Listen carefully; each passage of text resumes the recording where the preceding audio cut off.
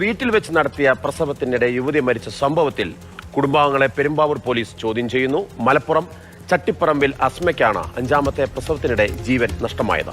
ഇന്നും 2025-ലും ഇത് ഡിസ്കസ് ചെയ്യേണ്ടി വരിക എന്ന് പറഞ്ഞാൽ തന്നെ അത് നമ്മളെ ഒരു ഗതികേടാണ്. എല്ലാവരെയും ഇൻഫിഡൻസിൻ്റെ ഒരു പുതിയ വീഡിയോയിലേക്ക് സ്വാഗതം ചെയ്യുന്നു.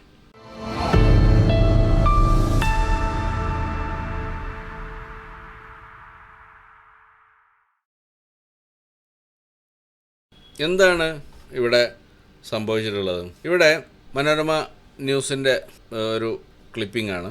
മതപ്രഭാഷണവും മന്ത്രവാദവും അന്ധവിശ്വാസവും കൊണ്ട് നടന്ന ആൾ, ഇയാൾ ഭാര്യ, അതായത് അസ്മ എന്ന് പറഞ്ഞ യുവതിയുടെ 5ാം പ്രസവവും വീട്ടിലാക്കി. ആശുപത്രിയിലേക്ക് കൊണ്ടുപോകാൻ കരഞ്ഞപേക്ഷിച്ചിട്ടും ഇയാൾ കേട്ടില്ല.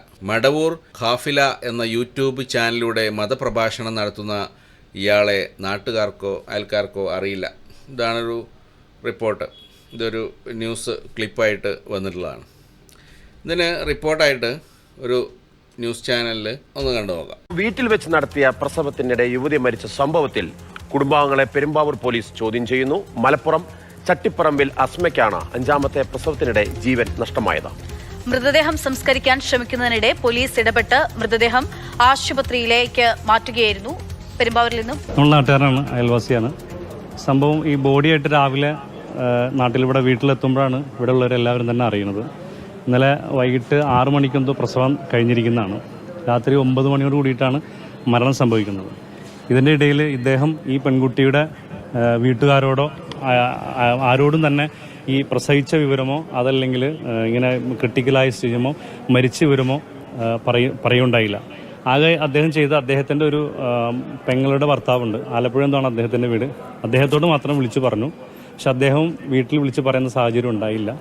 അവർ മരണം സംഭവിച്ചതിന് ശേഷം അവിടെ നിന്ന് ആംബുലൻസ് വിളിച്ചിട്ട് അവർ വീട്ടിൽ കൊണ്ടുപോയാണ് അറിഞ്ഞത്. അതിനുശേഷമാണ് നമ്മൾ സ്റ്റേഷനിൽ അറിയിക്കുകയും പോലീസ് വന്നിട്ട് ബോഡി പോസ്റ്റ്മോർട്ടത്തിന് വേണ്ടിയിട്ട് കൊണ്ടുപോകുന്ന സാഹചര്യം ഉണ്ടായത്. ഏതാണ്ട് മൊത്തം ഇത് 5ാമത്തെ പ്രസവമാണ് നടന്നത്.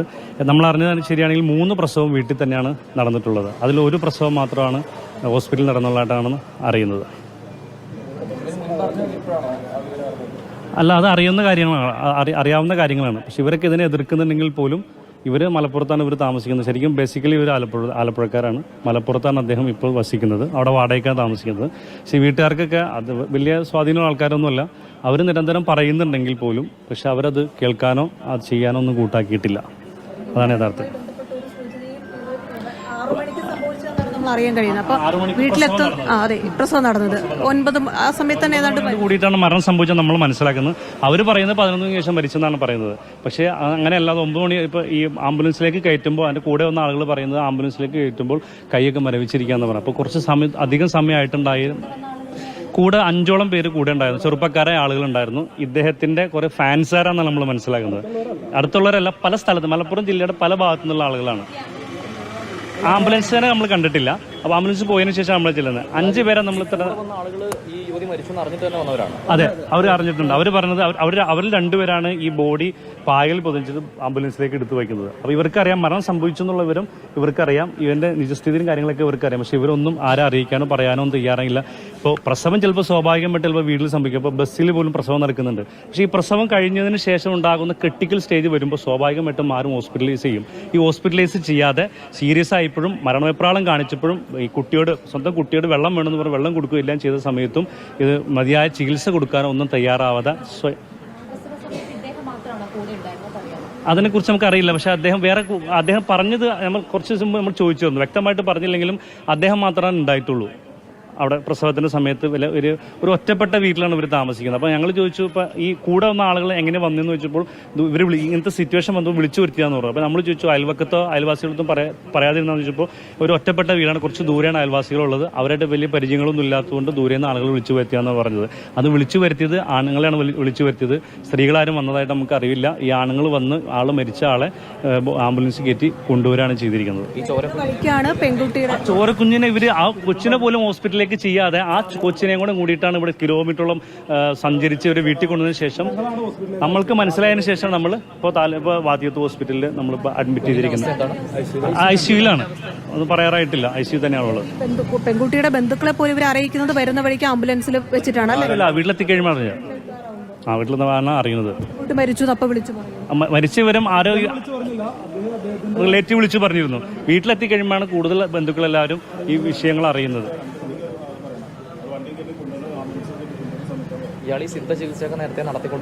ഇവർ ഇത്തരം പ്രവണതകളുമായിട്ടാണ് നടക്കുന്നത്. നമുക്ക് ഇതിൽ പല ടൈപ്പ് ആളുകളുണ്ടല്ലോ. ഇത് ഒരു തട്ടിപ്പിന്റെ വെർഷനാണെന്ന് വേണമെങ്കിൽ തന്നെ നമുക്ക് അതിനകത്ത് പറയാൻ കഴിയും. കാരണം ഇവർക്ക് ഈ ചികിത്സ, അതായത് നമുക്കിപ്പോൾ സുഖമില്ലാതെ ഇങ്ങനെ ഹോസ്പിറ്റലിൽ പോയി ട്രീറ്റ്മെൻറ്റ് എടുക്കാതെ എന്തായാലും അസുഖങ്ങൾ മാറത്തില്ല എന്നുള്ള കാര്യം നമുക്ക് ഉറപ്പാണ്. അത്തരം ചികിത്സകൾക്കൊക്കെ എതിർക്കുന്ന, അതൊന്നും വേണ്ട എന്ന് പറയുന്ന ഒരു തരം പ്രത്യേക തരം ആളുകളാണ് ഇവരാണ് നമ്മൾ മനസ്സിലാക്കുന്നത്. അത് ഈ മരണത്തിന് ശേഷമുള്ളവർ അറിയണത്, ഇവർ നേരത്തെ അറിഞ്ഞിട്ടില്ല. ഈ ഇത്ര ക്രിട്ടിക്കൽ അപ്പോൾ ഈ പെൺകുട്ടിയുടെ ഉമ്മ എല്ലാ ദിവസവും വിളിച്ച് കാര്യങ്ങളൊക്കെ അന്വേഷിക്കുന്നുണ്ട്. ഗർഭിണി അറിയാം എല്ലാവർക്കും, പക്ഷെ ഇത്ര സാഹചര്യം പറഞ്ഞിട്ടില്ല. അത് ഉച്ചയ്ക്ക് എൻ്റെ ഭാര്യയെ വിളിച്ചു പറഞ്ഞു ആശുപത്രി പോകണമെന്ന് പറഞ്ഞു കഴിഞ്ഞപ്പോൾ കുഴപ്പമില്ല, ഞങ്ങൾ വീട്ടിൽ തന്നെ, ആദ്യത്തെ കാലം വീട്ടിൽ തന്നെയാണ് ഞങ്ങൾ പ്രസവിച്ചത്, കുഴപ്പമില്ല, അപ്പോൾ വീണ്ടും ഇതും നല്ല രീതിയിൽ നടക്കുമെന്നൊക്കെയാണ് അവൾ അപ്പോൾ പറഞ്ഞത്. ഈ മരിച്ച കുട്ടി പറഞ്ഞത്, ആസ്മ പറഞ്ഞത്. ആയിരിക്കണം. അപ്പൊ മറ്റുള്ള വീട്ടുകാരൊക്കെ പറയുന്നുണ്ട് ആശുപത്രി പോകുന്നൊക്കെ പറയുന്നുണ്ട്. ഇപ്പൊ ഇത്ര സമയം ഈ പറയുന്ന ഭർത്താവും എൻ്റെ സുഹൃത്തുക്കളും നമ്മുടെ വീട്ടിൽ തന്നെ ഉണ്ടായിരുന്നു. കാരണം നമ്മൾ രാവിലെ ഇവിടെ ഇവർ വീട്ടിലെത്തി കഴിഞ്ഞപ്പോൾ പോലീസിനെ അറിയിക്കുകയും പോലീസ് ബോഡി മോർച്ചറിയിലേക്ക് മാറ്റുകയും കൊച്ചിനെ ഹോസ്പിറ്റലൈസും ചെയ്തു. പക്ഷേ ഈ പ്രതി എന്ന് പറയുന്ന ഈ വ്യക്തികളോടോ കൂട്ടുകാരോടോ ഈ പോലീസ് യാതൊരു വിധ ചോദ്യം ചെയ്യലോ നടപടികളൊന്നും ചെയ്തില്ല. അവരവിടെ നിർത്തിക്കിട്ട് പോയി. നമ്മളവരെ അവിടെ റൂമിലാക്കി. കാരണം വന്ന നാട്ടുകൾ കുടുംബക്കാരെല്ലാവരും പ്രകോപിതരാണ്. അപ്പോൾ അവരൊന്നും ചെയ്യാതിരിക്കാൻ വേണ്ടി നമ്മൾ റൂമിലാക്കി അവിടെ നിർത്തി ചെയ്ത്. അപ്പോൾ പിന്നെ അതിനുശേഷം നമ്മൾ മലപ്പുറത്ത് സ്റ്റേഷനിൽ നമ്മൾ വിളിച്ച് ബന്ധപ്പെട്ടു. കാരണം അവിടെ നിന്നാണ് മൊഴിയെടുക്കാൻ വരണമെന്ന് പറഞ്ഞുകൊണ്ട് നമ്മൾ അവിടെ ബന്ധപ്പെട്ടു. അവരിങ്ങോട്ട് പറഞ്ഞ ശേഷം മൊഴിയെടുക്കുന്ന സാഹചര്യം ഉണ്ടായിരുന്നു. പക്ഷേ ഇപ്പോൾ പോലീസ് വന്നിട്ട് അവരെ ഹോസ്പിറ്റലൈസ് ചെയ്തിരിക്കുകയാണ്. കാരണം അവരുടെ ബന്ധുക്കൾ കുറേ പേര് നമ്മുടെ വീട്ടിലുണ്ട്. അവർ അവിടെ വീട്ടിലിരുന്നിട്ട് വളരെ മോശമായ രീതിയിൽ ഈ വ്യക്തിയെ ന്യായീകരിക്കുന്ന രീതിയിലൊക്കെ പറയുന്ന സാഹചര്യം ഉണ്ടായി. വീട്ടിലെ പെണ്ണുങ്ങൾ, സ്ത്രീകളൊക്കെ അതിൽ വിഷമിക്കുന്ന സാഹചര്യങ്ങളൊക്കെ ഉണ്ടായി. അപ്പോൾ കുറച്ച് അങ്ങനെ വർത്താനം പറയലും കുറച്ച് ദേഷ്യപ്പെട്ട് സംസാരിക്കലും ചെറുതും തള്ളൊക്കെ ഉണ്ടായിട്ടുണ്ട് വീട്ടിൽ വെച്ചിട്ട്. അതിനുശേഷം അവർ സ്റ്റേഷനിലേക്ക് വിളിച്ചു പറയും. പോലീസ് വന്നിട്ട് ഇപ്പോൾ അവരെ ഹോസ്പിറ്റലൈസ് ചെയ്തിരിക്കുന്നതാണ്. ഞങ്ങൾക്കെതിരെ കേസെടുത്തിരിക്കുകയാണ്. നേരത്തെയും ഇതേ രീതിയിൽ തന്നെയാണ് ചികിത്സ നടത്തിയെന്ന് പറഞ്ഞത് മുൻ പ്രസവത്തിലും. ആ ഘട്ടത്തിൽ എന്തെങ്കിലും അസ്മ കുടുംബത്തോട് പരാതി പറഞ്ഞായിട്ട് അറിയില്ല. പരാതി പറഞ്ഞിട്ടില്ല. കാരണം എന്തൊക്കെയാണെങ്കിലും ഭർത്താവിൻ്റെ സ്വാധീനത്തിലായിരിക്കുമല്ലോ സ്വാധീനം. പിന്നെ കുടുംബത്തിൽ പറഞ്ഞാലും ഈ ഭർത്താവിനെ മറികടന്നുകൊണ്ട് ചെയ്യാൻ പറ്റുന്ന അത്ര ഒരു ശേഷിയുള്ള കുടുംബം ഒന്നുമല്ല. അത്ര വലിയ സ്വാധീനമുള്ള കുടുംബമൊന്നുമല്ല. അവരൊരു സാധുക്കളായ ആൾക്കാരാണ്, വലിയ ത്രാണിയുള്ള ആൾക്കാരൊന്നുമല്ല അവർ. അപ്പോൾ ഇതാണ് അവസ്ഥ. ഒരു മനുഷ്യരെ കൂടി കൊലയ്ക്ക് കൊടുത്തു. ഒരു കുഞ്ഞ് ജനിച്ചപ്പോൾ ആ കുഞ്ഞിന് മാതാവിനെ ഇല്ലാതാക്കി. എന്താണ് ഇന്ന് ആധുനിക വൈദ്യശാസ്ത്രത്തിൻ്റെ സഹായം നമുക്ക് വേണ്ട, ഇത് നാച്ചുറൽ ആയിട്ട് ഇങ്ങനെ നടന്നുകൊള്ളും, നമ്മൾ നാച്ചുറോപ്പതി, അക്യുപഞ്ചർ ഇതുപോലുള്ള ഉഡായിപ്പ് ചികിത്സയൊക്കെ മതി, അല്ലാണ്ട് ആധുനിക വൈദ്യശാസ്ത്രം നമുക്ക് വേണ്ട, അതൊന്നും ശരിയല്ല, അതൊക്കെ ഒരു തട്ടിപ്പാണ് എന്ന് പ്രചരിപ്പിച്ചുകൊണ്ട് ഒരു സ്ത്രീയെയും കൂടി കൊലയ്ക്ക് കൊടുത്തിരിക്കുകയാണ്. ഇതിൽ പല ആസ്പെക്ട്സും ഉണ്ട്. ഇതിൽ മതപരമായിട്ടുള്ള, വിശ്വാസപരമായിട്ടുള്ള പ്രശ്നങ്ങളുണ്ട്, സാമൂഹികപരമായിട്ടുള്ള ഒരുപാട് പ്രശ്നങ്ങളുണ്ട്. ഒന്ന് ആലോചിക്കണം, ഈ കാലഘട്ടത്തിലും ഇങ്ങനൊരു അവസ്ഥയിലേക്ക് നമ്മുടെ കേരളം പോലുള്ളൊരു സൊസൈറ്റിയിൽ ഇങ്ങനെ ഒരാൾ ചെയ്യുക എന്ന് പറഞ്ഞാൽ, ഇതുപോലുള്ള ഉഡായിപ്പുകൾ ഇന്നും പല ആളുകളുടെ ഇടയിലും പോപ്പുലറാണ് ശരിക്കും പറഞ്ഞാൽ. അതായത് ഒരു അന്ധവിശ്വാസത്തിൻ്റെ മേലെ മറ്റൊരു അന്ധവിശ്വാസം, അതും മനുഷ്യൻ്റെ ജീവൻ കൊടുക്കുന്ന അന്ധവിശ്വാസം ഇന്നും കേരള സമൂഹത്തിൽ നിലനിൽക്കുകയാണ്. ഇന്ന് ഇന്ത്യയിലെ 1-2 സ്റ്റേറ്റുകളിൽ ഇപ്പോഴും അന്ധവിശ്വാസത്തിനെതിരെ നിയമങ്ങൾ പോലും കൊണ്ടുവന്നിട്ടുണ്ട്. മനുഷ്യൻ്റെ ജീവൻ ഇതേപോലെ അപകടത്തിലാക്കുന്ന അന്ധവിശ്വാസത്തിനെതിരെയുള്ള നിയമങ്ങൾ ഇന്നും കേരളത്തിൽ കൊണ്ടുവരാൻ നമുക്ക് സാധിച്ചിട്ടില്ല. അതിൻ്റെ പേരിൽ ഇന്നും ജീവൻ കൊടുത്തുകൊണ്ടിരിക്കുകയാണ്. നമ്മൾ പലപ്പോഴും മതത്തിനെ വിമർശിക്കുന്ന പല ആസ്പെക്ട്സും ഉണ്ടാവും. അതിൽ ഒരു ആസ്പെക്ട്സാണ് ഇതേപോലുള്ള അന്ധവിശ്വാസം കൊണ്ടുണ്ടാക്കുന്ന സൊസൈറ്റിയിലുണ്ടാകുന്ന അപകടങ്ങൾ. ഇതുപോലുള്ള സാമൂഹ്യ ദ്രോഹികളെ നമ്മൾ എന്തായാലും ചെയ്യുക. ആലോചിച്ച് നോക്കണം, ഒരു ജീവനാണ് പോയത്. ആ പറഞ്ഞ എന്താ പറയുക, സോഷ്യൽ ക്യാപിറ്റൽ ഇല്ലാത്ത ആ സ്ത്രീയെ സംബന്ധിച്ചിടത്തോളം ചിലപ്പോൾ ഇതിനെക്കുറിച്ച് അറിയ പോലുമില്ല. ഇയാൾ പറഞ്ഞു കൊടുത്ത കുറേ കാര്യങ്ങളും വിശ്വസിച്ച് മനസ്സിലാക്കിയിട്ടായിരിക്കും അവർ പോലും ഇതിന് വഴങ്ങി കൊടുക്കേണ്ടി വരുന്നത്. കാരണം നമുക്കറിയാമല്ലോ, പ്രത്യേകിച്ച് മുസ്ലിം സമുദായത്തിൽ സ്ത്രീകൾ എത്രത്തോളം ലിബറലായിട്ട് ചിന്തിക്കുക, അല്ലെങ്കിൽ ഇതേപോലുള്ള കാര്യങ്ങളെക്കുറിച്ചുള്ള അറിവ് ഇന്ന് കുറേ പുതിയ തലമുറയിലുള്ള കുറേ ആളുകൾക്ക് അറിയെങ്കിലും പല ആളുകൾക്കും പല സ്ത്രീകൾക്കും ഈ ഒരു അവസ്ഥ ഇന്നും നിലനിൽക്കുന്നുണ്ട്. നമ്മളിപ്പോൾ ഈ ഇതേപോലുള്ള സാമൂഹ്യ സാഹചര്യങ്ങളിൽ ഇതേപോലെ അന്ധവിശ്വാസം കൊണ്ടുണ്ടാകുന്ന അപകടങ്ങളെ ചൂണ്ടിക്കാണിക്കുമ്പോൾ നമ്മളതിന് മതത്തിൻ്റെ കാരണം കൂടെ ഉണ്ടെങ്കിൽ ആ മതത്തിൻ്റെ കാരണം കൂടെ പറഞ്ഞിട്ട് നമ്മളിതൊക്കെ അന്ധവിശ്വാസമാണ്, അന്ധവിശ്വാസത്തിനെതിരെ സംസാരിക്കുമ്പോൾ പലപ്പോഴും പലരും ചോദിച്ചിരുന്നുണ്ട്, എന്തിനാണ് അവരെന്തെങ്കിലും അന്ധവിശ്വാസത്തിൽ വിശ്വസിച്ചോട്ടെ എന്ന ന്യായമൊക്കെ പറഞ്ഞു വരുന്ന ആളുകളുണ്ട്. ഒന്ന് ആലോചിച്ച് നോക്കണം, ഇതുപോലുള്ള അന്ധവിശ്വാസത്തിന് വിശ്വസിച്ചോട്ടെ എന്ന് പറയാൻ പറ്റുമോ? ഇതൊക്കെ സമൂഹത്തിന് അപകടം ചെയ്യുന്ന അന്ധവിശ്വാസങ്ങളാണ്. ഇപ്പം ഇയാൾ മാത്രമാണോ ഇതേപോലെ ചെയ്യുന്നത്? ഇതേപോലെ വീട്ടിൽ വെച്ച് പ്രസവം നടന്നാൽ മതി, പ്രസവം ഒരു രോഗമല്ല എന്നൊക്കെ പറഞ്ഞ് പ്രസംഗിച്ച് നടക്കുന്ന വേറൊരാളുണ്ട്. ഇയാളുടെ അതേ നമ്മളെ CM വലിയുള്ളതിൻ്റെ തള്ളിയിട്ട് വരുന്ന ആര്? പകര ഉസ്താദ് എന്താ ഇതേപോലെ ഹോസ്പിറ്റലിൽ പോകുന്നതിനെക്കുറിച്ച് പറഞ്ഞത്? ഇവരുടെ കൂട്ടത്തിലൊരു പ്രമുഖനാണ്. അദ്ദേഹം എന്താ പറഞ്ഞ മുമ്പ് വേറൊരു വീഡിയോയിൽ അത് പ്ലേ ചെയ്തിട്ടുണ്ടായിരുന്നു. നമുക്ക് ഒന്നും കൂടെ പ്ലേ ചെയ്യാം. ഒരു പ്രാഥമിക അറിവുകളുമില്ല. ഒരു ചെറിയ അസുഖമായ ഓടി ഹോസ്പിറ്റലിലേക്ക്, ഗർഭിണിയാൽ ഓടി ഹോസ്പിറ്റലിലേക്ക്, ഈ ആന പേര് എന്നിട്ട് വല്ല ഹോസ്പിറ്റലിലേക്ക് പോകണ്ട. ഏത് ഹോസ്പിറ്റലാ പറ്റത്? ആനന്റെ പ്രസവത്തിന് അത്ര അടങ്ങൽ കുറിച്ച പ്രസവം വേറെ നിങ്ങൾ ചിന്തിച്ചു നോക്കിയാണ്. സുബ്ഹാനല്ലാഹ്, ഇന്ന് വരെ ഹോസ്പിറ്റലിൽ പറ്റിട്ടില്ല. സുബ്ഹാനല്ലാഹ്, അല്ലാഹ് അല്ലാഹ് അല്ലാഹ് അല്ലാഹ്. പൂച്ച 6 പെറുന്ന്, ആട് പെറുന്ന് 2, 3, 4, നായ 3 മാസം പെറുന്ന്. ഇന്ന് വരെ ഒരു ഹോസ്പിറ്റലിൽ വെച്ചിട്ടില്ല. ഗർഭം ഒരു രോഗമല്ല. അതായത് ഇപ്പോഴും മനുഷ്യൻ്റെ പരിണാമപരമായിട്ട് മനുഷ്യനെ എങ്ങനെ ഈ ഒരു അവസ്ഥയിലേക്ക് വന്നുവെന്നും മനുഷ്യൻ്റെ ഇടുപ്പെല്ലാം എങ്ങനെ ചെറുതായെന്നും ഇതിനെക്കുറിച്ചൊരു ധാരണയൊന്നുമില്ല. കാരണം മറ്റേ മണ്ണ് കുഴച്ചുണ്ടാക്കിയ മനുഷ്യനെ ആണല്ലോ അവർക്ക് ആകെ പരിചയമുള്ളത്. അതാകുമ്പോൾ അള്ളാഹു പെർഫെക്റ്റ് ആയിട്ട് ഉണ്ടാക്കിയെന്ന് എഴുതിയും വെച്ചിട്ടുണ്ട്. അപ്പോൾ അവരെ സംബന്ധിച്ചിടത്തോളം എന്താണ്, പട്ടിയും പൂച്ചയൊക്കെ പ്രസവിക്കുന്നുണ്ട്, അതുപോലെ ഇതൊരു രോഗമൊന്നുമല്ല, ശരിക്കും പ്രസവ രോഗമൊന്നുമല്ല, അങ്ങനത്തെ അഭിപ്രായമൊന്നുമില്ല. പക്ഷേ ഇതേപോലെ കോംപ്ലിക്കേഷൻസ് ഉണ്ടാകുമ്പോൾ ഒരു വൈദ്യ സഹായം ആ വിഷയത്തിൽ നേടണമെന്നും ആ കോംപ്ലിക്കേഷൻ ഉണ്ടാകുമ്പോൾ അങ്ങനത്തെ സഹായത്തിലേക്ക് പോകണമെന്നും അങ്ങനെ പോലും ചിന്തിക്കാൻ എന്തെങ്കിലും ഉണ്ടാകുമ്പോൾ എടുത്തു ഓടും എന്നൊക്കെ പറഞ്ഞ് ആ ഒരു വൈദ്യസഹായം തേടുന്നതിനെ തടയുകയാണ് ഇതുപോലുള്ള സാമൂഹ്യ വിരുദ്ധർ. ശരിക്കും പറഞ്ഞാൽ വേറെ പേരാ വിളിക്കേണ്ടത്. ഇവർ മനുഷ്യരെ കൊലയ്ക്ക് കൊടുക്കുകയാണ് ചെയ്തുകൊണ്ടിരിക്കുന്നത്, അല്ലേ? സത്യം പറഞ്ഞാൽ ഒന്ന് ആലോചിച്ച്, ഇവർ കൊലയ്ക്ക് കൊടുക്കുന്ന ഇതേപോലുള്ള സാധനങ്ങൾ അതൊന്നും കുഴപ്പമില്ല, എല്ലാം മറ്റേ വിധിയുടെ വിളയാട്ടം എന്ന് പറഞ്ഞിട്ട് ചികിത്സ തടയുന്ന ഇതുപോലുള്ള സാമൂഹ്യ വിരുദ്ധരെ നമ്മൾ വെറും മണ്ടന്മാരാണെന്ന് പറഞ്ഞ് അന്ധവിശ്വാസമല്ലേ എന്ന് പറഞ്ഞ് തള്ളിക്കളയാൻ കഴിയുമോ? എനിക്ക് തോന്നുന്നില്ല. ഇതൊക്കെ ഇവിടുത്തെ ഭരണകൂടം ശരിക്കും ഇതുപോലുള്ള ആളുകളെ നിയമത്തിന് മുമ്പിൽ കൊണ്ടുവന്ന് വരെ ശിക്ഷിക്കണമെന്നാണ് എൻ്റെ ഒരു അഭിപ്രായം. ഇദ്ദേഹം അവിടെ പറഞ്ഞു നിർത്തിയിട്ടില്ല, ഇനിയും പറഞ്ഞുകൊണ്ടിരിക്കുകയാണ്. രോഗികളെ കൂട്ടത്തിലേക്കാണ് ഹോസ്പിറ്റലിൽ. ചില ഹോസ്പിറ്റലിൽ പ്രസവിക്കാനായിട്ട് ഹോസ്പിറ്റൽ. സുബ്ഹാനല്ലാഹ്, ഇത്ര നല്ലൊരു ബിസിനസ് വേറില്ല. എന്തും പറയാം, പേടിക്കാൻ ആളുണ്ടല്ലോ. ഞങ്ങളതിനിട്ടില്ലതാ ജഫറൂലിയത് പെണ്ണുങ്ങൾ വെറ്റ് 2 വീട്ടിൽ നിന്ന്, എന്റെ പെണ്ണുങ്ങൾ 9 വെറ്റ് വീട്ടിൽ നിന്ന്. പുറത്ത് വിട് ഈ വിഷയമൊക്കെ, പുറത്ത് പോട്ടെ, ഇത് ഡേറ്റ് പിടിച്ചേക്കണ്ട, പുറത്ത് പോട്ട്. ഇതൊക്കെ 9 പ്രസവിച്ച് ഹോസ്പിറ്റൽ ഡോക്ടർ അറിയില്ല. എന്റെ ഭാര്യ 1-ാം മാസം മുതൽക്ക് 10-ാം മാസം വരെ ഡോക്ടർ നമ്മൾ തന്നെ, വേറില്ല ഒരു ഡോക്ടർ അറിഞ്ഞിട്ടില്ല. ഒരു പരിശോധന, സ്കാനിങ് ഒന്നുമില്ല. ഈ സ്കാനിങ് ഇവിടെ വന്ന കാലത്ത് ഭയങ്കര അപകടമായിരുന്നു. പെട്ടെന്ന് ചെയ്യാൻ പറ്റില്ല. സ്കാനിങ് സെന്ററിൽ ചെന്നിട്ട് സ്കാനിങ് ചെയ്യാൻ പറ്റില്ല, ഡോക്ടർ സമ്മതം വേണം. ഇതിനത് സുബിനൂപിക്കാത്ത് ചെയ്യാൻ പോവാ, അപകടം വരും ചങ്ങായെ. ഈ രശ്മികൾ കടത്തിവിട്ടിട്ട് ഈ ബ്രോണം കേടുവരും. 1-ാമത്തെ സ്കാനിങ്ങിൽ കുട്ടിന്റെ കിഡ്നി കേടുന്നു. 2-ാം സ്കാനിങ് പറയാണ് കുട്ടിയുടെ കിഡ്നിക്ക് കേടുണ്ട്. 1-ാമത്തെ സ്കാനിങ് നടന്നപ്പോ കുട്ടിയുടെ ബ്രെയിൻ കേട് വന്നു. 2-ാമത്തെ സ്കാനിങ്ങിൽ പറയുന്നു കുട്ടിയുടെ ബ്രെയിന് കേടുണ്ട്. അങ്ങനെ ബ്രെയിനിൽ കേട് വന്ന കുറെ മനുഷ്യന്മാരാണ് ഇതൊക്കെ. അങ്ങനെ കണ്ടാൽ മതി. ഇപ്പോൾ എന്താ ഇതിനൊക്കെ പറയാ? സ്കാനിങ് ആണ് മുസീബത്ത് മുഴുവൻ ഉണ്ടാക്കിയത്. മനസ്സിലാക്കി വെച്ചോ. കുട്ടിയുടെ കുഞ്ഞു ഹൃദയം, ആ ഹൃദയം പ്രവർത്തിക്കുന്നില്ല. നിന്റെ സ്കാനിങ് കൊണ്ട് സംഭവിച്ചതാണത്. പ്രവർത്തിക്കാത്തത് സ്കാനിങ് കൊണ്ട് കണ്ടതല്ല, സ്കാനിങ് കൊണ്ട് പ്രവർത്തിക്കാതിരുന്നതാണ്. ഇതൊന്ന് ചിന്തിക്കുന്നത് നന്ന് മുസ്ലിമീങ്ങളെ. അള്ളാഹു എന്നൊരു സൃഷ്ടാവ് ഇതിന്റെ പിന്നിലുണ്ട്, ഒന്ന് ഓർക്കണത് നന്ന്. ഈ കാലം ഏതാ?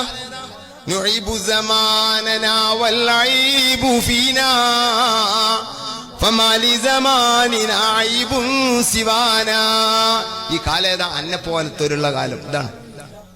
ഈ കാലാണ് മുമ്പത്തെ കാലം പോലെ. എന്തത്തെ മുമ്പത്തെ കാലം ഇപ്പത്തെ കാലമായിട്ട് മുമ്പത്തെ പ്രസവം തന്നെ ഇപ്പത്തെ പ്രസവം. ഞാൻ വിശദീകരിച്ച ഈ പൊതു സ്റ്റേജ് ആയതുകൊണ്ട് ഇപ്പൊ പറയാൻ വയ്യ. ഒരു വ്യത്യാസവും ഇല്ല. ഞങ്ങളെ ഭാര്യമാരൊക്കെ പ്രസവിച്ചില്ലേ? ജാഫർ സഖാഫിന്റെ ഭാര്യ എത്ര പറ്റണം? 5 വീട്ടിൽ നിന്ന് തന്നെ 2 കുട്ടികളിലൊക്കെ പ്രസവം വീട്ടിൽ നിന്ന്. ഞങ്ങളൊക്കെ അങ്ങനെ തന്നെയാണ്. എന്റെ മകളെ ഭർത്താവത്തിന് 2 വെറ്റ് പെരീന. ഒരു ഹോസ്പിറ്റൽ കണ്ടിട്ടില്ല, ഒരു ഡോക്ടറെ കണ്ടിട്ടില്ല. ഏത് ഗർഭമുണ്ട്, ഗർഭം തോരി അന്നോടാരതിന് നിൽക്കാൻ പറഞ്ഞു. ഈ മുസീബത്താണെങ്കിൽ ഞാൻ നസീറിന്റെ 6 ഭാര്യ കുട്ടികൾ, എന്റെ അനുജന്റെ, എന്റെ അടുത്ത് പഠിച്ച മക്കളിൽ 90% ഇങ്ങനെ, കുടുംബത്തിൽ മൊത്തം അങ്ങനെ. ഒരു പ്രശ്നവുമില്ല എന്നാണ് ഇപ്പം ഈ പകര എന്ന് പറഞ്ഞ വടക്ക് പറഞ്ഞുകൊണ്ടിരിക്കുന്നത്. നമുക്ക് അങ്ങനെ ഒരു പ്രശ്നവുമില്ല. ഇയാൾ എവിടെ നിന്നാണ് ഇതൊക്കെ പഠിച്ചതെന്ന് എനിക്കറിയില്ല. കേരളത്തിൽ ഒരു 50 വർഷം മുമ്പ് 1000 പ്രസവത്തിൽ ഒരു 50 കുട്ടികളോളം മരണപ്പെട്ടായിരുന്നു. ഇന്നത് വെറും 10 താഴെയാണ്. അത് ഇതേപോലെ ആളുകളില്ലെങ്കിൽ അതിനും കുറയ്ക്കാൻ പറ്റും. അത് നമ്മൾ കമ്പയർ ചെയ്യുമ്പം ആരോഗ്യരംഗത്ത്, മനുഷ്യൻ്റെ ആരോഗ്യരംഗത്ത് പിന്നോട്ട് നിൽക്കുന്ന, പശുവിന് ആംബുലൻസ് ഉള്ള സ്റ്റേറ്റുകളിലൊക്കെ അത് 5 ഇരട്ടിയാണ് ഇപ്പോഴും. നമ്മൾ വികസിത രാജ്യങ്ങളിലൊക്കെ 5 പേരാണ് 1000 കുട്ടികളെ ജനിച്ചാൽ വെറും 5 പേരൊക്കെയാണ് എന്തെങ്കിലും കോംപ്ലിക്കേഷൻസിൽ ഇതേപോലെ മരണപ്പെടുന്നത്. ഈ ഒരു വ്യത്യാസം മനസ്സിലാക്കിയാൽ മതി. എന്തുകൊണ്ടാണ് അങ്ങനത്തെ ആരോഗ്യരംഗം ഇതേപോലെ നല്ല സ്ട്രോങ് ആയി നിൽക്കുന്ന സ്ഥലത്ത് ഈ പറഞ്ഞ കുട്ടികളുടെ മരണം കുറയുന്നത് എങ്ങനെയാണ്? അതേപോലെ മാതാക്കളുടെ മരണം, മാതൃമരണ നിരക്ക് കേരളത്തിൽ 1000 പ്രസവത്തിൽ 5 താഴെയാണ്. നേരത്തെ പറഞ്ഞ പശുവിന് ആംബുലൻസ് ഉള്ള ഇത് 20 മേലെയാണ്. എങ്ങനെയത് സംഭവിച്ചത്? നാച്ചുറലായിട്ട് സംഭവിക്കുകയാണെങ്കിൽ പിന്നെ എന്താ വ്യത്യാസം വരുന്നത്? സ്വാതന്ത്ര്യം കിട്ടുന്നതിന് മുമ്പ് ഇവിടുത്തെ രാജാവ് TB ഒന്നാണ് മരിച്ചത്. ഇന്ന് TB ചികിത്സയുണ്ട്. അതൊക്കെ മാറ്റിയെടുത്തിട്ടുണ്ട്. ഇവിടെ വൈദ്യശാസ്ത്ര രംഗത്തുള്ള കണ്ടെത്തലുകൾക്ക് ശേഷമാണ് അതുപോലും നമ്മൾ അച്ചീവ് ചെയ്തത്. ഇതൊന്നും അറിയാത്ത കുറേ മൊയന്തുകൾ ഇപ്പോഴും ഇതേപോലുള്ള ഉടായ്പ് പരിപാടിയായിട്ട് നടന്നുകൊണ്ടിരിക്കുക. ഒരു ചികിത്സക്ക് പോകുന്നത് വരെ തടയുക. ഒന്ന് ആലോചിക്കുക. ഇവരൊക്കെ ക്രിമിനലുകളാണ് ശരിക്കും പറഞ്ഞാൽ. ഇതുപോലുള്ള ക്രിമിനലുകൾ ഇതൊക്കെ പറയാൻ ഇനിയും നമ്മുടെ നിയമം അനുവദിക്കുന്നുണ്ടെങ്കിൽ അത് സമൂഹത്തിന് അപകടം തന്നെയാണ്. ഇതുപോലുള്ള വർത്തമാനങ്ങൾ, മനുഷ്യനെ കൊലയ്ക്ക് കൊടുക്കുന്ന വർത്തമാനങ്ങൾ പറഞ്ഞുകൊണ്ടിരിക്കുന്ന ഇതുപോലുള്ള നാറികൾ, അവരെ അങ്ങനെ തന്നെ വിളിക്കേണ്ടി വരും. ചിലപ്പോൾ ആളുകൾക്കൊരു വിഷമമുണ്ടാവും, എന്തിനാണ് അദ്ദേഹത്തിന് അങ്ങനെയൊക്കെ വിളിക്കുന്നതെന്ന്. ഇവൻ്റെയൊക്കെ മതത്തിൽ സ്വന്തം ഭാര്യയ്ക്ക് എന്തെങ്കിലും അസുഖം വന്നാൽ ചികിത്സിക്കൽ പോലും ഒരു ബാധ്യത പോലുമല്ല. അങ്ങനെയൊക്കെ എഴുതി വെച്ചിട്ടുണ്ട് ചില കർമ്മശാസ്ത്ര ഗ്രന്ഥത്തിൽ. ആകെയുള്ള ബാധ്യത ഭാര്യയ്ക്കാണുള്ളത്. എന്താണ്? പ്രസവപ്പലകയിലാണെങ്കിലും എന്താണ്, ഇയാൾ വിളിച്ചാൽ അവിടെ പോയി കിടന്നു കൊടുക്കണം, ഇയാളുടെ കൃഷി നടത്താൻ. അതൊക്കെയാണ് ഇവർ മുന്നോട്ട് വയ്ക്കുന്ന നാച്ചുറൽ സാധനങ്ങൾ. അതാണ് വേണ്ടത്. സ്ത്രീ കീഴടങ്ങി കൊടുക്കണം. അത് മൂപ്പര് സൂപ്പറായിട്ട് വേണമെങ്കിൽ പറഞ്ഞു തരും. സ്ത്രീ എങ്ങനെയാണ് പുരുഷനെ കീഴടങ്ങി ജീവിക്കേണ്ടതെന്ന്. അത് സൂപ്പറായിരിക്കും. അത് ഈ സ്ത്രീ ചികിത്സ കൊടുക്കൽ നിർബന്ധമാണോ എന്ന് വെച്ച് കഴിഞ്ഞാൽ അത്ര നിർബന്ധമൊന്നുമില്ല. ഭർത്താവിനെ അനുസരണക്കേട് കാണിച്ചു കഴിഞ്ഞാൽ അന്നത്തെ ചിലവിന് പോലും കൊടുക്കണ്ട. അതൊക്കെയാണ് ഇവരുടെ ഈ സാധനം പഠിച്ചുകൊണ്ടിരിക്കുന്നത്. അല്ലോ സുബ്ഹാനല്ലോ അൽഹംദുലില്ലാ എന്നൊക്കെ പറഞ്ഞിട്ട് ഈ വൃത്തികേട് പറഞ്ഞുകൊണ്ടിരിക്കുന്ന ഇവൻ്റെയൊക്കെ മതം ഒന്ന് ആലോചിച്ച് നോക്കണം. എന്നിട്ട് ഇപ്പോൾ ഇത് വീട്ടിൽ പ്രസവം നടക്കുന്നത് ഒരു ഭയങ്കര സംഭവമായിട്ട് ഒന്ന് ആലോചിച്ച് നോക്കണം. ഭയങ്കര സംഭവമായിട്ട് അതിന് അവാർഡ് പോലും കൊടുക്കുന്ന പരിപാടികളാണ് ഇവിടെ കേരളത്തിൽ നടന്നുകൊണ്ടിരിക്കുന്നത്. ഇതൊന്ന് കണ്ടു നോക്കുക നിങ്ങൾ.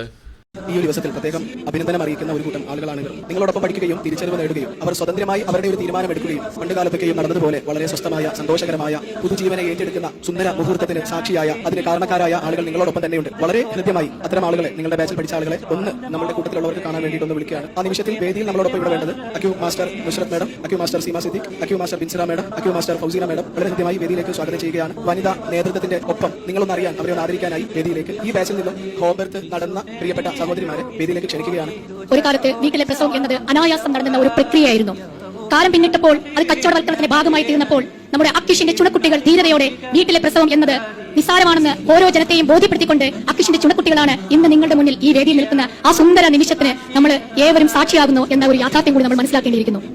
ഷെർബീന മേഡത്തിന്റെ ഡെലിവറി കഴിഞ്ഞിട്ട് 5 ദിവസമായിട്ടുള്ളൂ കേട്ടോ. അവിടെ നുസ്രത്ത് മേഡത്തോട് ചേർന്ന് നിൽക്കുന്ന ആളാണ് ഷെർബീന മേഡം, തൃശ്ശൂർ. 5ാം ദിവസം 6ാം ദിവസത്തെ കുട്ടിയാണ് ആ കയ്യിലുള്ളത്. ഇതൊരിക്കലും ഒരു ഹോം ബെർത്ത് പ്രൊമോഷനോ ഹോസ്പിറ്റൽ ബെർത്ത് പ്രൊമോഷനോ ഒന്നുമല്ല, മറിച്ച് തിരിച്ചറിവുള്ള ആളുകൾക്ക് അവർക്ക് സ്വസ്ഥമായി തീരുമാനമെടുക്കാനുള്ള പൗരന്റെ അവകാശമാണ്. ഇവരെ അഭിനന്ദിച്ചുകൊണ്ട് ഇവരോടൊപ്പം നിന്നുകൊണ്ട് സമൂഹത്തിൽ ഇത്തരം ആളുകൾ ഒറ്റപ്പെടാതിരിക്കാൻ ചേർത്ത് പിടിക്കാം. ഇത്തരം പ്രകൃതിപരമായി ജീവിക്കുന്ന നമ്മുടെ പ്രിയ സുഹൃത്തുക്കളെ അഭിനന്ദിച്ച് 2 വാക്ക് സംസാരിക്കാനായി ബിൻസിറ മേഡത്തെ ഹൃദ്യമായി സ്വാഗതം ചെയ്യുന്നു. എന്തായാലും വളരെയധികം സന്തോഷമുണ്ട് ഈ ഒരു മുഹൂർത്തത്തിൽ ഇവരെ നമുക്കെല്ലാവർക്കും ഇങ്ങനെ ഒരുമിച്ച് കാണാൻ. ഇനിയുമുണ്ട് അക്യൂഷിൽ ഒരുപാട് ആളുകൾ, അതായത് body never commit any mistake എന്ന് മനസ്സിലാക്കിയപ്പോൾ ഇത് പ്രകൃതിയാ നടക്കേണ്ട ആ ഒരു പ്രസവം എന്ന പ്രക്രിയയെ, പക്ഷേ ഇന്ന് നമുക്കറിയാലേ ഹോസ്പിറ്റലുകളിലും അല്ലാതെയൊക്കെ ഇതിന് വല്ലാണ്ട് ഒരു പേടിപ്പിക്കുന്ന ഒരു സംഭവമാണ് പ്രസവം എന്നുള്ളത്. അപ്പൊ ശരിക്കും ഇവരിന്ന് ധീര വനിതകൾ തന്നെയല്ലേ, ഈ സമൂഹത്തിൽ എല്ലാവർക്കും മാതൃകയാകാനുള്ളവർ തന്നെയാണ്. അപ്പം വളരെ ഹൃദയത്തോടെ ഇവരെ ഓരോരുത്തരെയും ഈ ഒരു വേളയിൽ ഹൃദയം നിറഞ്ഞ് ആശംസിക്കുകയാണ്. എല്ലാവർക്കും വേണ്ടി ഈ ഒരു അവസരത്തിൽ പ്രാർത്ഥിക്കുകയാണ്. ഒന്ന് ആലോചിച്ച് നോക്കൂ, അതൊരു ആഘോഷമാക്കി മാറ്റുകയാണ്. ഈ ഒരു കൂട്ടത്തിൽ ഈ അസ്മയെ കൊണ്ട് നിർത്താൻ പറ്റുമോ? ആ ഗതികേടിലേക്ക് ആരാ എത്തിച്ചത്? ഈ അസ്മയ്ക്ക് ഇന്ന് അവിടെ വന്ന് നിൽക്കാൻ കഴിയുമോ? ഇതേപോലെ ഈ ആഘോഷത്തിൽ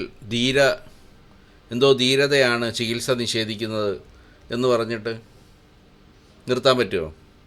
അവർക്ക് നിൽക്കാൻ കഴിയില്ല. ആ ജനിച്ച കുഞ്ഞിനോട് പറയാൻ പറ്റുമോ നിങ്ങൾക്ക് എന്തുകൊണ്ട് നിൻ്റെ മാതാവ് നഷ്ടപ്പെട്ടു എന്ന് ആ കുഞ്ഞിനോട് നിങ്ങൾക്ക് ധീരതയാണെന്ന് പറഞ്ഞു കൊടുക്കാൻ പറ്റുമോ? ഇതൊക്കെ വലിയ സംഭവമാക്കി കൊണ്ടു നടക്കുക. ഇന്ന് എന്തോ ഒരു സംഭവം, എന്താ natural body never make A mistake. ബോഡിയിൽ ഒരുപാട് മിസ്റ്റേക്കുകളുണ്ട്, വയറിങ്ങിലൊക്കെ. അത് പറഞ്ഞാൽ എന്താ, മറ്റേ മണ്ണ് വായിച്ച് ഉണ്ടാക്കിയിട്ട് കൃത്യമായിട്ട് നല്ല പെർഫെക്റ്റായിട്ട് ഉണ്ടാക്കിയ അള്ളാഹു തന്ന ബോഡിയാണ് എന്നുള്ള ഒരു അന്ധവിശ്വാസത്തിൽ നടക്കുകയാണ്. ശരീരത്തിന് ഒരുപാട് പ്രശ്നങ്ങളുണ്ട്, അതുകൊണ്ടാണ് ശരീരത്തിന് രോഗം പോലും വരുന്നത്. മനുഷ്യൻ്റെ പ്രസവം ഇത്രയും കോംപ്ലിക്കേറ്റഡ് ആവാൻ അത്ര പെർഫെക്റ്റ് അല്ലാത്ത ബോഡി ആയതുകൊണ്ടാണ് എന്ന് പോലും മനസ്സിലാക്കുന്ന പോലും ഇല്ല. എന്തെങ്കിലും കോംപ്ലിക്കേഷൻ വന്നു കഴിഞ്ഞാൽ എന്ത് ചെയ്യും എന്നുള്ളതിനെക്കുറിച്ച് അപ്പം മരണത്തിന് കീഴടങ്ങുക. ഇനി അതിനൊരു ഷഹീദ് പട്ടം കൂടെ കൊടുത്തു കഴിഞ്ഞാൽ പൊളിച്ചെറിയും.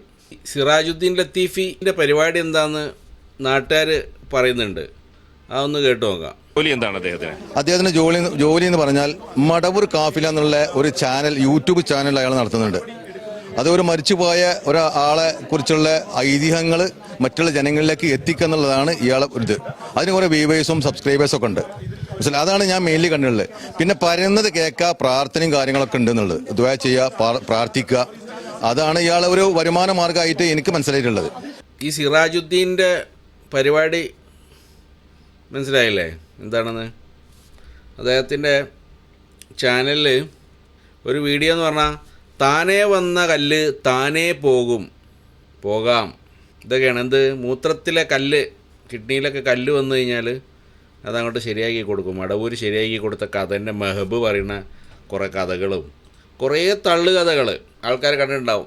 ഏത്, വിമാനം ഒരു സ്ഥലത്ത് ലാൻഡ് ചെയ്യാൻ പറ്റാത്തൊരവസ്ഥ വന്നപ്പം വിമാനം പിടിച്ച് താഴെ ഇറക്കിയതും, കപ്പലിൽ എഞ്ചിന് കേടായപ്പോൾ ഹെലികോപ്റ്റർ വന്ന് കപ്പലിലെ എഞ്ചിന് നന്നാക്കിയതും, അങ്ങനെയൊക്കെ ചെയ്തിട്ടുള്ള CM മടവൂർ സാഹിബിനെ കുറിച്ച് കേട്ടിട്ടുണ്ടാവും.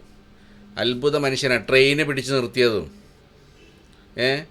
അതുപോലുള്ള വലിയ ആ പുണ്യാത്മാവിന് വേണ്ടിയിട്ട് അദ്ദേഹത്തിൻ്റെ പ്രമോഷനാണ് മടവൂർ കാഫില എന്ന് പറഞ്ഞിട്ടൊരു യൂട്യൂബ് ചാനൽ. അദ്ദേഹത്തിനെ മഹത്വം വിശദീകരിക്കുന്ന ഒരു ചാനൽ നടത്തുന്ന ഒരാളാണ്. അതായത് കേരളത്തിൽ ഈ പറഞ്ഞ ദൈവം എന്ന് പറഞ്ഞ അന്ധവിശ്വാസത്തിൻ്റെ മേലെ അതിനേക്കാൾ വലിയൊരു മണ്ടത്തരങ്ങൾ ഇങ്ങനെ ആളുകളുടെ മുമ്പിലേക്ക് ഈ തള്ളുകഥകൾ മാത്രമുള്ള CM മടവൂരിൻ്റെ പ്രമോഷന് വേണ്ടിയിട്ട് യൂട്യൂബ് ചാനൽ നടത്തുന്നവനാണ് ഈ പറഞ്ഞ ആര്, സിറാജുദ്ദീൻ ലത്തീഫി.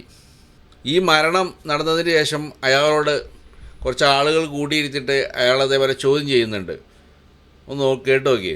ഈ മടവൂരിൻ്റെ വലിയ മഹത്വം പറയുന്ന ആളോട് ചോദിക്കുന്ന ചോദ്യം ഒന്ന് കേട്ട് നോക്കി നാട്ടുകാർ.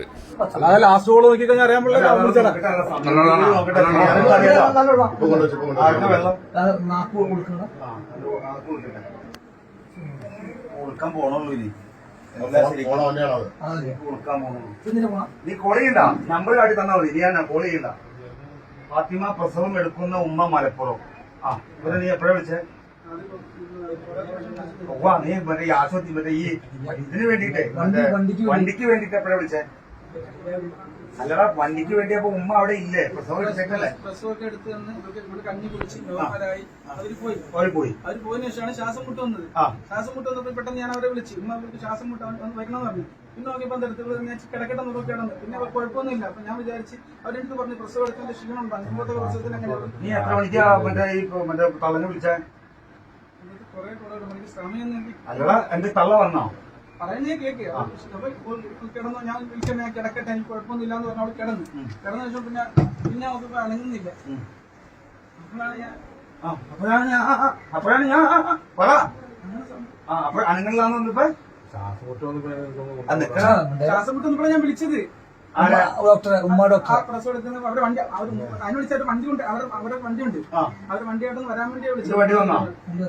അപ്പൊ ഞാൻ പറഞ്ഞു വേണ്ട വിളിക്കുന്നത്, ഞാൻ കിടക്കട്ടെ. എല്ലാ ഒറ്റ ടൈമിൽ തന്നെ നടന്നത് പോലും നീ വിളിക്കലും കഴിഞ്ഞ് അപ്പൊ തന്നെ ഇവള് വേണ്ടാന്ന് പറഞ്ഞ് അവള് കിടക്കുകയും ചെയ്ത് എല്ലാം ഒറ്റ ടൈം. മോനോട്ടുണ്ടല്ലോ, ചോദിച്ചു നോക്ക്. നീ മോനെ ചോദിക്കണതല്ല ഞങ്ങൾക്ക് അറിയേണ്ടത്, നിന്റെ അടുത്തുനിന്ന് അറിയേണ്ടത്. നീ അവനെ എന്തൊക്കെയാ പറഞ്ഞു കൊടുത്ത് പഠിപ്പിച്ചേക്കണെന്നുള്ളത് ഞങ്ങൾക്കറിയില്ലടാ. നീ വെറും നാറിയാന്നുള്ളത് ഞങ്ങൾക്കറിയാലോടാ. നിന്നെ ഇതിന്റെ വീഡിയോ എടുത്തോട്ടാ, ഇവന്റെ മടവൂർ കാഫിലയുടെ അതിനകത്തേക്ക് ഇടാനുള്ളതാ. ഇതിനും കൂടി ഇവർക്കൊക്കെ ഇതിന്റെ വീതമുള്ളതാ, ഇതിനകത്ത് വീതമുള്ളതാ. ഇതിനകത്ത് ഷെയ്ഖുന നീ ജീവൻ കൊടുപ്പിക്കാതിന്. ഇല്ല, നീ ജീവൻ കൊടുപ്പിച്ചതാണ് ആ പുള്ളിക്ക്. നീ മറ്റേ ചുട്ട കോയിനെ പറപ്പിക്കുന്ന ആളല്ലേ? നീ ചുട്ട കോയിനെ പറപ്പിക്കുന്ന ആളല്ലടാ. നീ ആ പുള്ളിക്ക് ജീവൻ താട്ടി. ഞങ്ങൾ ലക്ഷ്യത്തിന് പറഞ്ഞു വിട്ടേക്കാം. നീ കഴിഞ്ഞ ദിവസം ഏതോ ഒരാളെ വിളിച്ചിട്ട് തെണ്ണണ വോയിസ് ഇവിടെ പുറത്ത് നാട്ടുകാർ മൊത്തം കേട്ടായിരുന്നു ഇല്ലേ? നാട്ടുകാർ ചോദ്യം ചെയ്തു തുടങ്ങി. അവൻ്റെ ഷെയ്ഖുന, ആ ഷെയ്ഖുനോട് ജീവൻ കൊടുക്കാൻ, ചുട്ട കോയിനെ പറത്തിച്ചിട്ടുള്ള ഷെയ്ഖുനെ കൊണ്ട് ആ ജീവൻ കൊടുപ്പിക്കാൻ അയാൾ ചോദിച്ചത് ന്യായമാണ്. നാട്ടുകാരെ പറ്റിക്കാൻ വേണ്ടിയിട്ട് ഇതേപോലെ ഷെയ്ഖുന തള്ളുകൊണ്ട് നടക്കുന്ന ആള് സ്വന്തം വീട്ടിൽ ആ ചികിത്സക്ക് കൊണ്ടുപോകാതെ ഇങ്ങനെ തട്ടിക്കളിച്ചിട്ട് ഇപ്പം കിടന്ന് കളിക്കുന്ന കണ്ടില്ലേ? അയാൾ ചോദിച്ചത് കറക്റ്റാ, ജീവൻ കൊടുപ്പിക്ക് ഷെയ്ഖുനെ വിളിച്ചിട്ട്. പറ്റുമോ ഇയാൾക്ക്? അത് പറ്റൂല. ഇത് തള്ളുന്ന പോലെയൊന്നുമല്ല. ഇതാണ് ഇവിടെ അന്ധവിശ്വാസം കൊണ്ട് നടക്കുന്ന ഒരു ദുരന്തം. ഇതുപോലുള്ള ദുരന്തങ്ങൾ ഒരാളുടെ ജീവൻ കളയാണെങ്കിൽ അത് തടയേണ്ട നിയമമുണ്ട് ഇവിടെ. പക്ഷേ ഇതേപോലുള്ള എത്ര ദുരന്തങ്ങളുണ്ട് നാട്ടിൽ, പലതും നമുക്ക് അറിയ പോലും ഇല്ല. എത്ര ആളുകൾക്ക് ഇതേപോലെ ദുരന്തങ്ങൾ ഉണ്ടായിട്ടുണ്ടാവും. ഇന്ന് നമ്മൾ സോഷ്യൽ മീഡിയയും ഇത്രയും മീഡിയയൊക്കെ ഇത്രയും സ്ട്രോങ് ആയതുകൊണ്ടല്ലേ ഇത്രയും കാര്യങ്ങളൊക്കെ പുറത്തേക്ക് വരുന്നത്. ഇതുപോലെ അന്ധവിശ്വാസത്തിൻ്റെ പേരിൽ എത്ര പേരെ ഇതുപോലെ കൊലക്ക് കൊടുത്തിട്ടുണ്ടാവും ഇവരൊക്കെ ഈ അന്ധവിശ്വാസത്തിൻ്റെ പേരിൽ. ഇത് നമ്മൾ ഇനിയും അനുവദിക്കേണ്ടതുണ്ടോ? നമ്മൾ ഇന്നും അന്ധവിശ്വാസ നിരോധന നിയമത്തിന് ഇനിയും കാത്തിരിക്കേണ്ടതുണ്ടോ? ഇവിടുത്തെ ഭരണകൂടത്തോടാണ് ചോദിക്കാനുള്ളത്. ഇന്നും ഇതുപോലുള്ള മനുഷ്യനെ ചികിത്സ നിഷേധിക്കുന്ന അന്ധവിശ്വാസങ്ങൾ കൊണ്ട് നടക്കുന്ന ഇതുപോലുള്ള അന്ധവിശ്വാസങ്ങൾ പ്രചരിപ്പിക്കാൻ നമ്മൾ അനുവദിക്കേണ്ടതുണ്ടോ? സമൂഹത്തിൽ ചോദിക്കേണ്ട ചോദ്യങ്ങളാണ്. ഇവിടെ ഭരണകൂടം തീരുമാനിക്കേണ്ടതാണ് ഇതൊക്കെ. അതിപ്പോൾ ഈ മതത്തിൽ മാത്രമല്ല, ഇതിപ്പോൾ ഇവിടെ നടന്നത് ഇപ്പോൾ ഇസ്ലാം മതത്തിൻ്റെ കേസിലാണ്. അതല്ലാതെ എത്ര മതങ്ങളിലും ഇതേപോലുള്ള അന്ധവിശ്വാസം കൊണ്ട് നടക്കുന്ന ആളുകളുണ്ട്. എത്ര നരഹത്യകൾ നടന്നു, നിങ്ങൾ സെർച്ച് ചെയ്ത് നോക്കുക ഗൂഗിളിൽ. കഴിഞ്ഞ 10 വർഷത്തിൻ്റെ ഉള്ളിൽ ഇന്ത്യയിൽ നടന്നിട്ടുള്ള മനുഷ്യനെ നരഹത്യ ചെയ്തതിന് ഇതുപോലുള്ള അന്ധവിശ്വാസങ്ങൾ ഇന്നും സമൂഹത്തിൽ അപകടമായിക്കൊണ്ടിരിക്കുകയാണ്.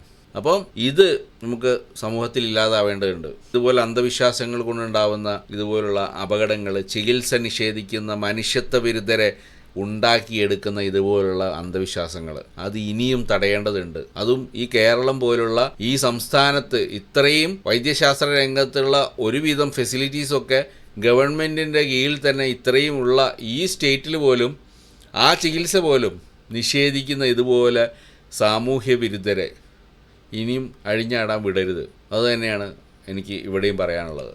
ഇതുവരെ എന്നെ കേട്ട എല്ലാവർക്കും നന്ദി, നമസ്കാരം.